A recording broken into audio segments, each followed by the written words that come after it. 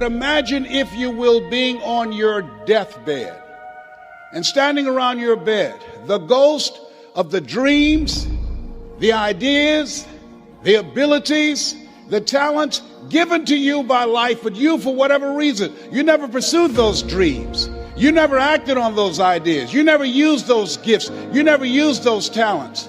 And there they are staring at you as you're lying on your bed with large, angry eyes saying, "We came to you. Only you could have given us life. And now we must die with you forever." And the question is, if you died today, what dreams, what talents, what abilities, what gifts, what ideas would die with you?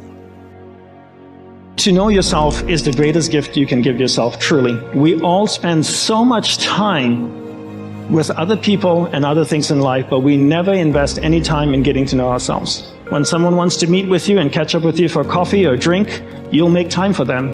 When was the last time you made time for yourself?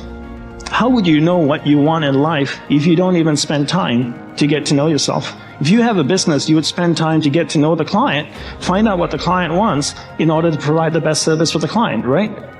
So if you really want to understand what you want in life, if you want to know what you want or what your purpose in life is, you have to spend time with yourself. You have to learn how to concentrate. Because if you can't concentrate, you won't be able to sit there long enough and figure out what it is you want in life.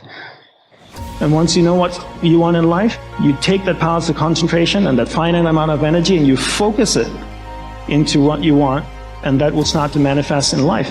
Every one of us in our own lives, we have to develop what I call the spiritual anchor, the rock, the soul compass, and it has nothing to do with religion.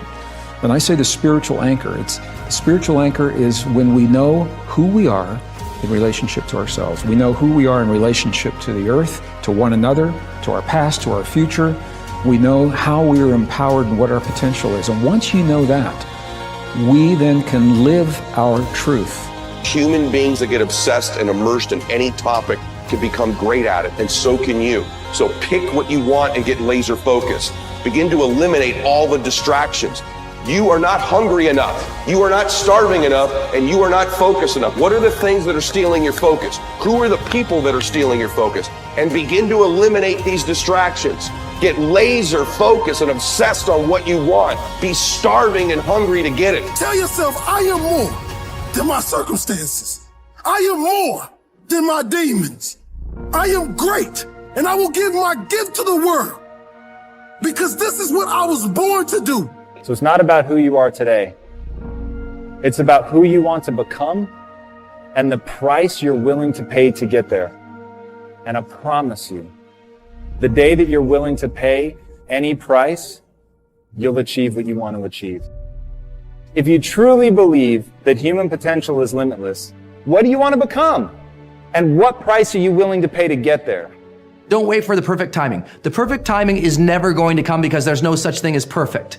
There's never going to be a day where you wake up and you're like, this is the perfect day for me to finally change. All the things have lined up. My inbox is completely clear. I have nothing to do today. There's no distractions. The kids are finally perfectly on their own. Oh my gosh, my husband or wife is finally perfect on their own. Everybody is healthy around me. Everything is just perfect. The day is sunny and bright. And oh my gosh, look at all this gold that just happened to appear in front of me. It's not going to happen like that. You need to say, okay, there is never going to be a perfect time, so you need to set a D-Day. Literally, a day in which you say, that's the day. And then you need to marshal all of your motivation, all of your ability to learn and develop skills as fast as you can before that day. But when that day comes, that's D-Day. That's the day that you go. That's the day that you quit. And that has to be a real date for you.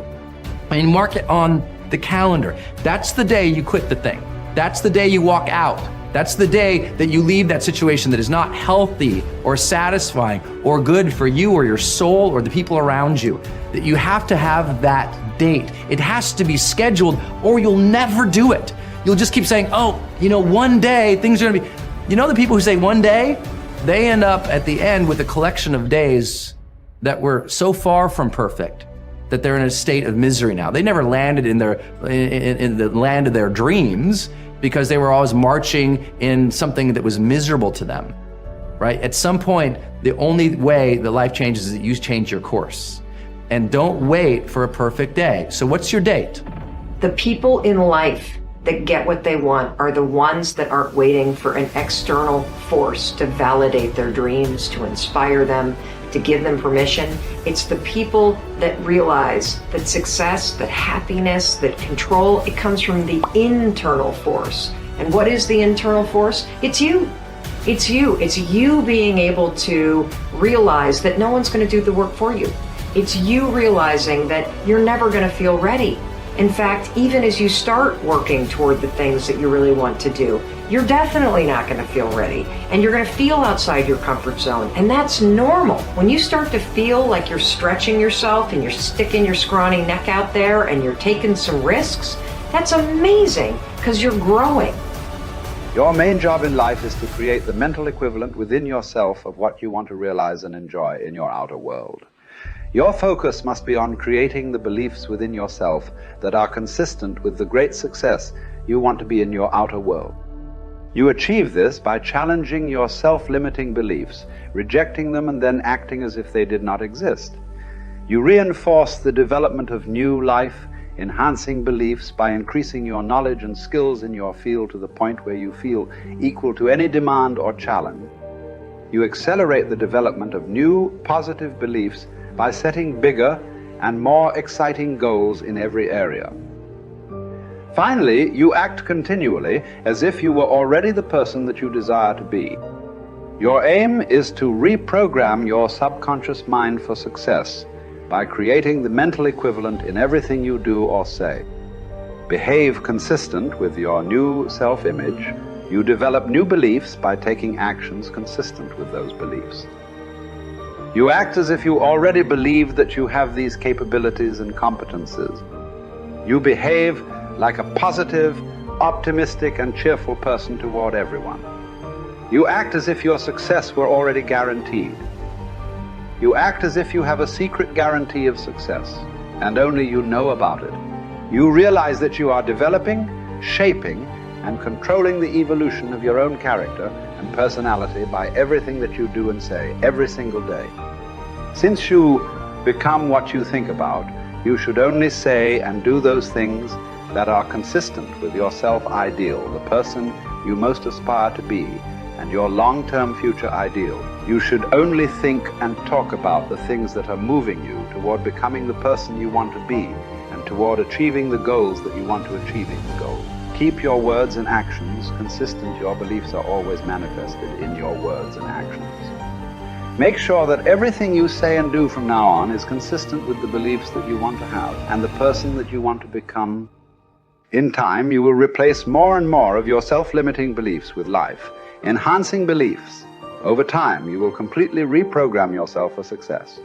When this occurs, the transformation that takes place in your outer life will amaze you and all the people around you. People who earn large incomes aren't lucky, and they're not crooks as those without money are so fond of pretending, nor are they endowed with more brains or talent necessarily than their friends and neighbors, nor are they privy to occult secrets, and only a very few were lucky enough to have had rich fathers or grandfathers. Most of the people earning the big incomes today started the same way you and I did, and most other people. The only difference between the men who earn big incomes and those who earn small incomes is that those earning big incomes decided to earn more. They're the people who made it their business to earn more. You see, people do what they make up their minds to do. So get rid of the ancient superstition once and for all that people who earn big money are special people, or lucky, or get the breaks, or had money to begin with, or knew someone, or are smarter, or anything else. These are alibis. They can all be disproved 1,000 times. The reason there are so many of these alibis around is that men who fail to make the grade financially are seldom honest enough to just admit that they really didn't try and keep trying. So in order to justify their failure, in order to remain seated, they dream up and pass along these old alibis. We're all self-made, but only the successful will admit it.